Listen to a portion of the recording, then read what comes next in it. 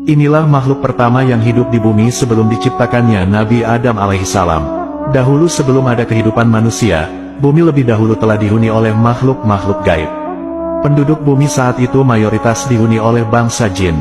Allah subhanahu wa ta'ala menjadikan para jin-jin dan anak turunnya untuk mengelola dan memimpin bumi di waktu itu. Selain itu, sebelum manusia diciptakan, Allah juga terlebih dahulu menciptakan para malaikat dan iblis. Iblis sebelumnya memiliki nama lain yaitu Azazil. Iblis adalah makhluk yang diciptakan Allah dari api. Sebelum Azazil menyandang gelar iblis, dahulu dia adalah makhluk Allah yang sangat mulia, taat, rajin beribadah, dan berilmu luas. Penampilan iblis waktu itu sangat menawan, wajah iblis sangat rupawan dan berwajah bagus.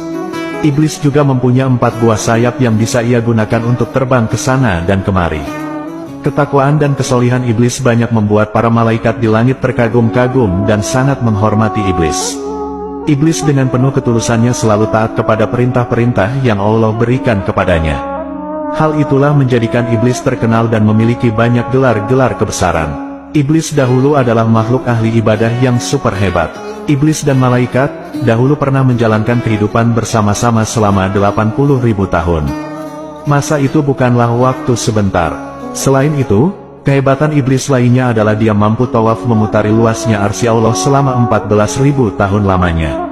Amalan dan kepribadian menakjubkan iblis ini, lantas menjadikannya diangkat menjadi penasehat para malaikat selama 20 tahun lamanya.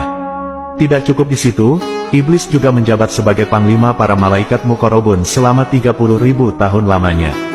Dahulu, bumi kita ini diciptakan Allah subhanahu wa ta'ala hanya dalam kurun waktu 6 hari saja.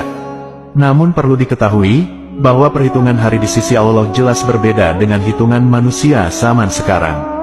Allah subhanahu wa ta'ala kemudian menciptakan makhluk-makhluk untuk pertama kalinya mendiami dan mengelola bumi. Makhluk itu bernama Ba'anul Jan atau bangsa jin. Allah subhanahu wa ta'ala menciptakan jin menggunakan bahan yang berupa nyala api. Allah subhanahu wa ta'ala berfirman, dan dia menciptakan jin dari nyala api. Quran Surat Ar-Rahman ayat 15. Kata jin memiliki arti tersembunyi. Hal ini karena makhluk jin memang makhluk gaib tak kasat mata. Wujud asli jin juga tidak bisa dilihat manusia. Manusia hanya bisa melihat makhluk jin ketika jin itu menjelma menjadi bentuk wujud lain seperti semisal pocong, kuntilanak, genderuwo, dan bentuk jadi-jadian lainnya. Allah menciptakan bangsa jin dan membebani kewajiban dan tugas yang sama dengan bangsa manusia. Mereka diperintah untuk menyembah Tuhan Sang Pencipta alam semesta ini, yaitu Allah subhanahu wa ta'ala. Allah subhanahu wa ta'ala berfirman, dan aku tidak menciptakan jin dan manusia melainkan supaya mereka menyembahku. Quran Surat Az-Zariyat ayat 56. Bentuk jin sendiri bermacam-macam, ada yang mirip seperti anjing, ular, serangga, dan ada yang memiliki sayap sehingga mampu berterbangan di udara. Jin pun memiliki jenis kelamin laki-laki dan perempuan, dan juga mampu berkembang biak layaknya seperti manusia. Namun, dahulu ketika Allah menjadikan para bangsa jin menjadi khalifah di bumi, ternyata banyak para jin-jin itu yang melakukan keonaran dan kerusakan di mana-mana. Mereka banyak yang membangkang perintah Allah dan melakukan kemaksiatan di mana-mana. Kehidupan mereka di bumi sungguh sangat tidak rukun. Mereka para kaum jin kerap melakukan peperangan dan menumpahkan darah kepada sesamanya.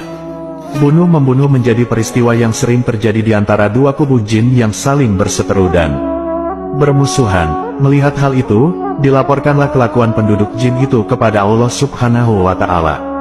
Kemudian, diutuskah iblis yang dulunya bernama Azazil bersama para malaikat untuk bersama-sama menggempur dan mengalahkan bangsa jin yang sudah banyak membuat dosa dan kerusakan. Iblis sebagai komandan perang para malaikat, lalu bersama-sama menghabisi para jin-jin perusak itu sampai berhasil. Peperangan lalu berlangsung sangat dahsyat. Akhirnya, peperangan luar biasa itu dimenangkan oleh tentara para malaikat. Dalam peperangan itu, banyak jin-jin yang mati mengenaskan. Namun, banyak pula yang berhasil kabur dan sembunyi di dasar laut, di gua-gua, dan di dalam hutan. Iblis dengan bangganya bisa memimpin perang dan mengalahkan para jin itu. Sebenarnya, rasa sombong dalam diri iblis karena kehebatannya sudah Allah subhanahu wa ta'ala ketahui sebelumnya.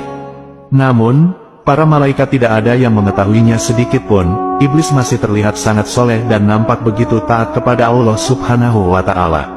Perlu diketahui, bahwa prestasi yang diperoleh iblis sangat banyak di kala itu. Maka tak heran bila para malaikat sangat hormat dan kagum kepada iblis. Atas banyaknya prestasi dan amal soleh iblis, ia kemudian banyak menerima gelar kehormatan. Iblis terkenal dengan julukan Al-Mujtahid, yang berarti ahli ibadah sungguh-sungguh. Ia juga dijuluki sebagai Al-Apid yang berarti sang ahli ibadah. Lalu, iblis juga dijuluki sebagai As-Sajid yang berarti sang ahli sujud. Gelar-gelar itu masih belum seberapa dan masih banyak gelar-gelar lainnya. Setelah musnahnya kekhalifahan bangsa jin di bumi,